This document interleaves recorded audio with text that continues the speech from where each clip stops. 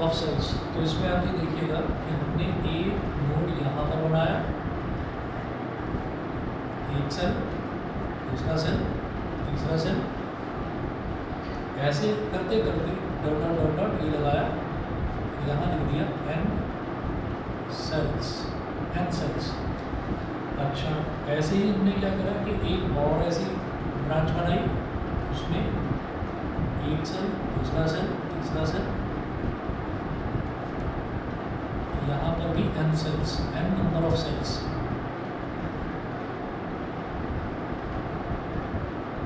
ये तरफ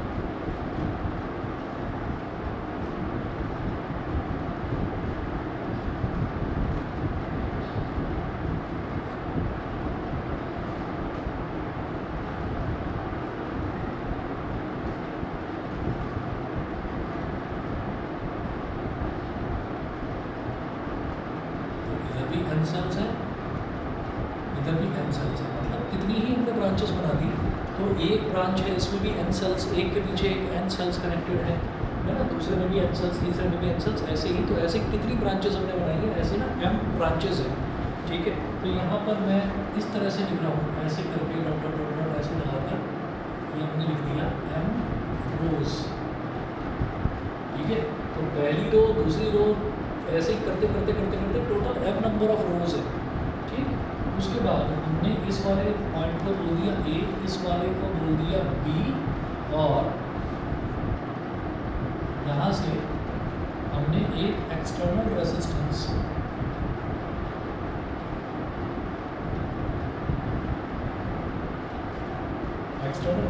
capital R यहाँ पर हमने लगा दिया। अब देखिएगा इन सच अ कॉम्बिनेशन आपको समझ में आ गया होगा। अब देखिए, in such a combination a certain number of identical cells are joined in series and all such rows are then connected in parallel with each other, ठीक। टोटल नंबर ऑफ सेल्स कितने होंगे देखिएगा। अगर मैं इसमें बात करूँ तो कितने सेल्स हैं, n, इसमें n सेल्स हैं, ठीक है। अगर मान लीजिए ऐसे दो ब्रांचेस होती तो हम ये कहते हैं कि एक ब्रांच में n सेल्स हैं, तो दो ब्रांचेस में कितने सेल्स होंगे, 2n। अगर एक ब्रांच में n सेल्स हैं तो m ब्रांचेस में कितने सेल्स होंगे, m इंटू n। तो वही लिखा हुआ है, total number of cells is equal to mn। Total number of cells, एक ब्रांच में n सेल्स हैं तो m ब्रांचेस में कितनी रोज हैं, m रोज हैं, तो m ब्रांचेस में कितने सेल्स हो जाएंगे, m इंटू n, यानी कि mn। ये हो गया। उसके बाद देखिए net EMF of each row of n cells in series, net EMF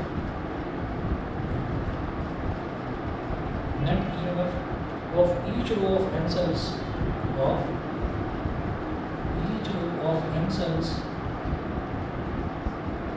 in series. तो नेट ईएमएफ हर एक रो की अगर बात करें तो हर एक रो का नेट ईएमएफ कितना हो जाएगा, नेट का मतलब होता है टोटल, तो हर एक रो का टोटल ईएमएफ कितना हो जाएगा। हम सीरीज कनेक्शन में देख चुके हैं कि सीरीज में अगर सेल्स कनेक्टेड हैं तो सीरीज में सबका जो टोटल है वो क्या हो जाता है, सबको ऐड करते चले जाइए, E1 plus E2 plus E3 plus E4। तो ऐसे ही हर एक सेल का ईएमएफ मैंने E लिया है, तो E plus E plus E plus E plus E करते करते टोटल कितने सेल्स हैं, n सेल्स हैं, तो NE हो जाएगा। तो ये हो गया NE। उसके बाद नेक्स्ट देखिए, as m such rows are connected in parallel, so net EMF of each combination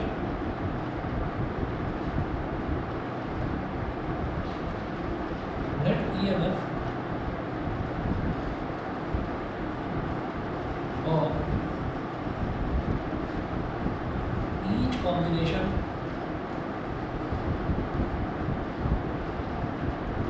वो भी NE, net EMF of each combination. ये मैं क्यों कह रहा हूँ, देखिए जब हमने सीरीज में कनेक्ट करा तो सीरीज में हमने कनेक्ट कर दिया सबको, तो सारे के जो EMFs है, सारे सेल्स जो सीरीज में कनेक्टेड हैं उनके सबके EMF एडअप हो जाएंगे। तो E plus E plus E plus E, तो E कितनी बार एडअप हो रहा है, E ना n टाइम्स एडअप हो रहा है, तो n टाइम्स जब E एडअप हो रहा है तो वो तो NE हो गया। फिर वो कह रहे हैं net EMF of each combination, क्योंकि सारे के सारे जो है वो पैरेलल में कनेक्टेड है, तो इसमें अगर NE होगा EMF तो इसका भी EMF NE होगा, इसका भी EMF NE, सबके EMF NE, क्योंकि पैरेलल में वोल्टेज यानी कि EMF पैरेलल में इट रिमेन्स द सेम, तो पैरेलल में सेम रहता है। तो इस वजह से हम ये कह देंगे कि हाँ, अगर इसमें एनी है तो इसमें भी एनी होगा, सब में एनी ही होगा। यहाँ तक क्लियर है? बताइएगा, यहाँ तक सभी को क्लियर है? ठीक है, ठीक है जी, एक मिनट।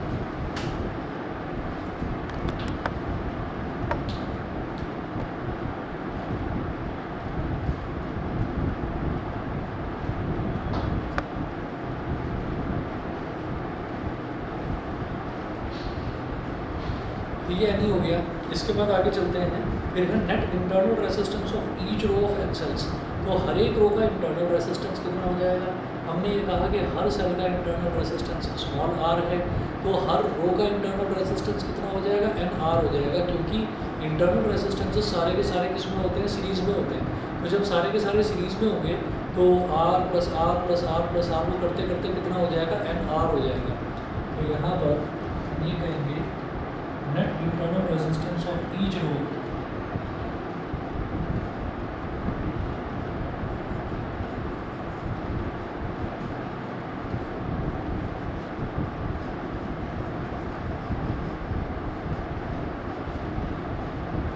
ये हो जाएगा NR। उसके बाद as m such rows are connected in parallel, so the total internal resistance R dash of the combination is, तो पूरे कॉम्बिनेशन का जो टोटल इंटरनल रेजिस्टेंस है वो कैसे निकलेगा? हर एक रो का, इसमें हर एक रो का जो टोटल रेजिस्टेंस है वो NR है, इसका भी NR है और इसका भी NR है। तो ऐसे ऐसे सारे के सारे ये पैरेलल में कनेक्टेड है।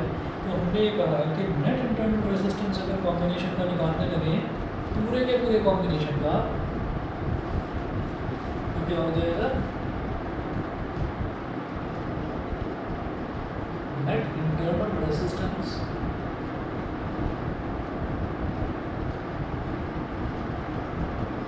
Of the entire combination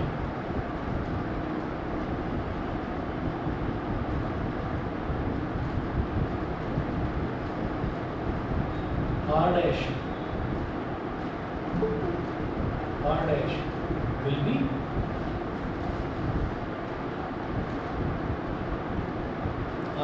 be ये कैसे निकलेगा? 1/R dash is equal to 1/NR। कितने रेजिस्टेंसेस हैं? हम ये कहेंगे पहले वाला जो ग्रुप है उसका पूरे का NR, दूसरे वाले का भी NR, तीसरे वाले का भी NR। तो ऐसे लिखेंगे 1/NR। तो पैरेलल में कौन कौन कनेक्टेड है? NR ये सब पैरेलल में कनेक्टेड है। 1/NR plus 1/NR dot dot dot how many times लिखेंगे? m टाइम्स ये सारे के सारे ऐड अप हो रहे हैं। तो अगर m टाइम्स ऐड अप हो रहे हैं तो क्या हो जाएगा? m into 1/NR 1/R dash is equal to m into 1/NR। ठीक, और इसको क्या लिखा जा सकता है?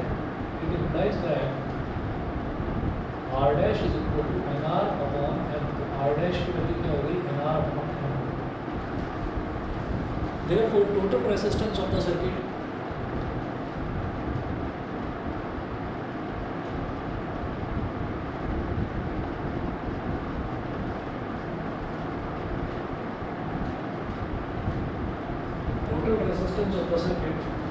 is equal to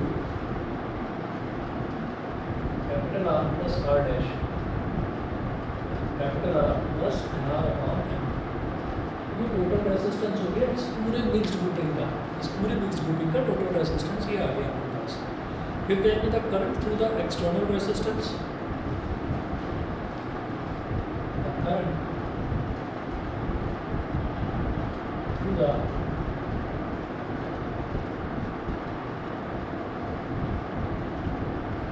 external resistance.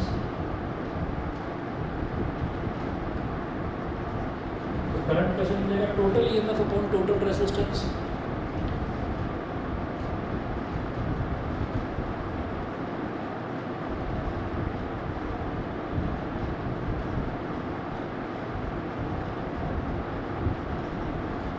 हाँ जी, पूरे सर्किट का टोटल ईएमएफ कितना निकला था?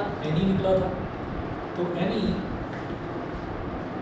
और पूरे सर्किट का टोटल रेजिस्टेंस कितना निकला? R plus NR upon M ये निकला। ठीक, उसके बाद क्या करेंगे? अब इसका ना एलसीएम ले लेंगे।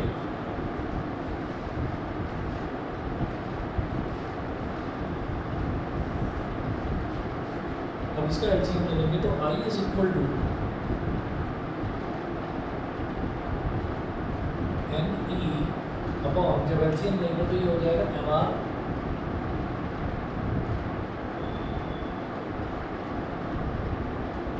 Are plus N R upon M.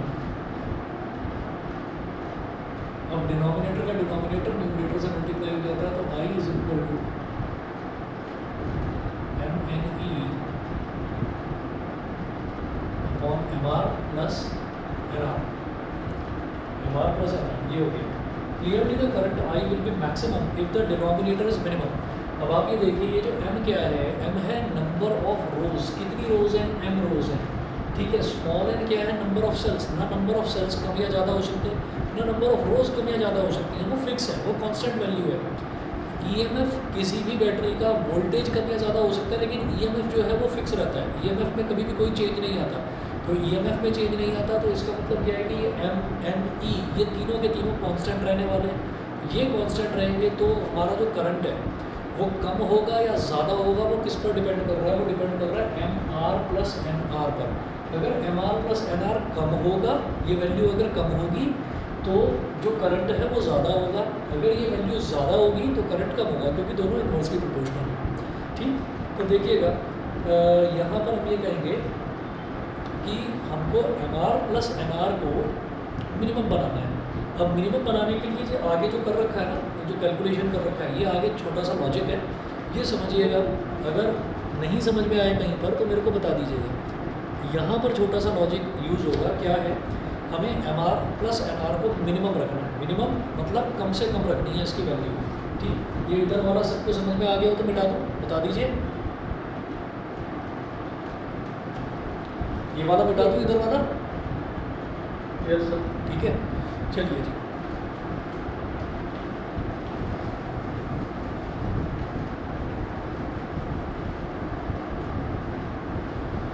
अब देखिएगा, ये हमारे पास करंट की वैल्यू आई है।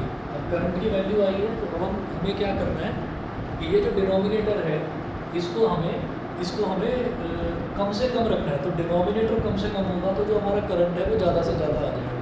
तो इसको कम से कम रखने का तरीका क्या है वो देखिए। हम क्या करेंगे, M R plus N R, इसको क्या लिखेंगे, इसको ऐसे लिख देंगे, अंडर रूट एम आर का square plus under root N R का square, under root M R का square plus under root N R का स्क्वायर, ये कर रहे हैं। ये हमने लिख दिया। तो A square plus B square है। A square plus B square को कैसे लिखा जा सकता है, इसमें एक काम करेंगे हम, यहाँ पर ऐसे लिखेंगे, अंडर रूट एम आर का square plus under root N R का स्क्वायर। देखिए, अंडर रूट से स्क्वायर कैंसिल आउट हो जाएगा तो अल्टीमेटली मेरे को एम आर मिलने वाला है। अंडर रूट से स्क्वायर कैंसिल आउट हो जाएगा तो अल्टीमेटली एन आर मिलने वाला है हमको। तो कहीं कोई इसमें दिक्कत नहीं आनी चाहिए।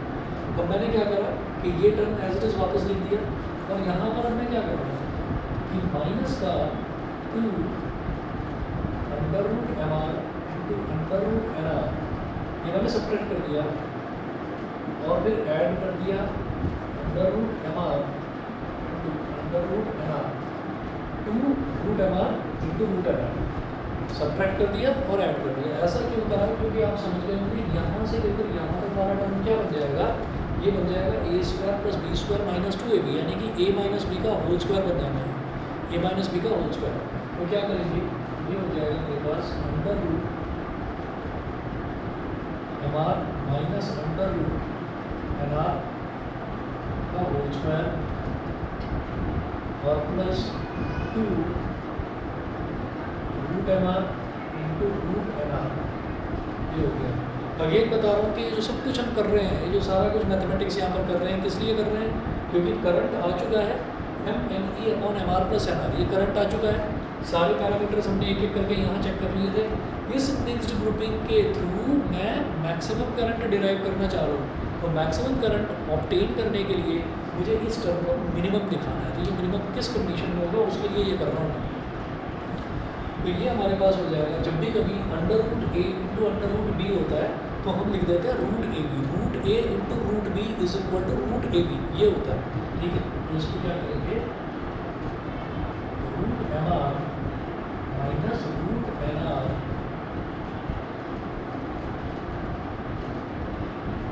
का whole square plus root A into root B मतलब रूट ए बी, इसको कॉमनली लिखा जा सकता है ए की रूट लगाकर under root M N R R, M N R R, M N R R. अब क्या बताया हमको, हमने परफेक्ट स्क्वायर बनाया क्यों, क्योंकि perfect square can not be negative, तो as perfect square can't be negative so M R plus N R will be minimum. Perfect square कभी भी नेगेटिव नहीं हो सकता। ठीक है, ये तो टर्म पॉजिटिव दिखाई दे रही है मेरे को, और ये जो परफेक्ट स्क्वायर है ये कभी भी नेगेटिव नहीं हो सकता, ये हमेशा पॉजिटिव ही आएगा। तो अगर ये वैल्यू कम से कम होगी, ये वैल्यू कम से कम होगी, तो तभी हमारा जो ये पूरा वैल्यू आई है M R plus N R, ये इस पर डिपेंड कर रहा है कि इस वैल्यू का कम से कम होना। अब ये क्योंकि परफेक्ट स्क्वायर है, परफेक्ट स्क्वायर कभी नेगेटिव नहीं हो सकता, तो परफेक्ट स्क्वायर की सबसे छोटी वैल्यू क्या हो सकती है, 0। ये बता दीजिए मेरे को, ये सभी को क्लियर है। एक परफेक्ट स्क्वायर जो है वो कभी भी नेगेटिव नहीं हो सकता, तो परफेक्ट स्क्वायर की सबसे छोटी वैल्यू क्या हो सकती है, एक परफेक्ट स्क्वायर की सबसे छोटी वैल्यू क्या हो सकती है, 0 हो सकती है। ठीक है, तो हम यही बताने वाले हैं कि इसको, इसकी मिनिमम वैल्यू हम क्या लेंगे, 0 ले लेंगे। तो हमने क्या करा, so M R plus N R will be minimum if this term is minimum, under root M R minus under root N R का whole square is equal to 0। इसकी सबसे छोटी वैल्यू ये हो सकती है, तो अगर होल स्क्वायर 0 है तो इसका मतलब ये भी 0 है। तो under root M R minus under root N R is equal to 0। इसको उस तरफ ले जाओ तो ये हो जाएगा under root M R is equal to under root N R. ठीक है, फिर स्क्वायरिंग कर दीजिए, स्क्वायरिंग बोथ साइड्स,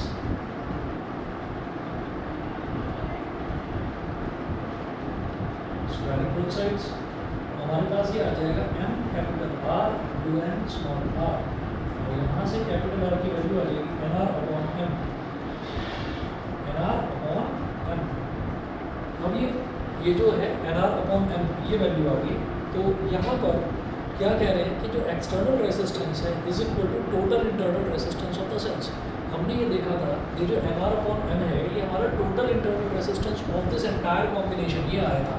भाई यहाँ पर भी एन आर था, यहाँ पर भी एन आर था, और इनको सबको हमने जब पैरेलली ऐड करा था 1 upon N R plus 1 upon N R plus 1 upon N R करके, तो ये हमारा आर डैश आया था,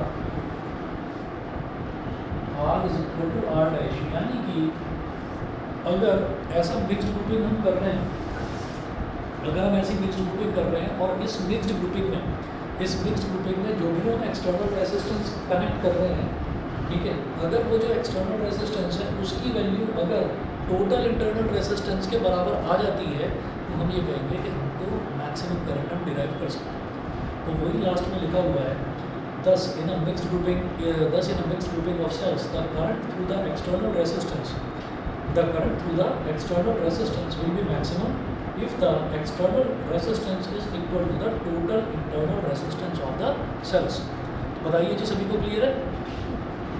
बस ये कंडीशन आपको R is equal to N R upon small M ये डिराइव करके दिखानी होगी अगर मिक्स ग्रुपिंग में आपसे पूछा जाएगा तो।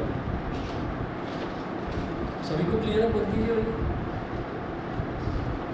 Yes sir, yes sir. ठीक है, अच्छा जी। अब इसके बाद जो अगला टॉपिक है ना, heating effect of current, heat produced in joules law, electric power consumed by a parallel combination, ठीक है, मैक्सिमम पावर थ्योरम, एफिशिएंसी, ये जितने भी आपके टर्म्स दिखाई दे रहे हैं मैं आपको बता रहा हूँ कि लगभग हम पेज नंबर 55 पर आएंगे।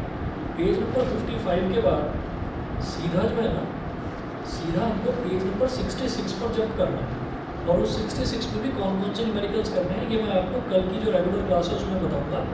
हमारा इसके बाद अगला जो टॉपिक है, आप ये समझ लीजिए सेकेंड लास्ट ही टॉपिक है बस वो, फिर उसके बाद व्हीटस्टोन ब्रिज आ जाता है, किरचॉफ्स लॉस, ठीक है, और इसके सबसे इंपॉर्टेंट न्यूमेरिकल्स हैं।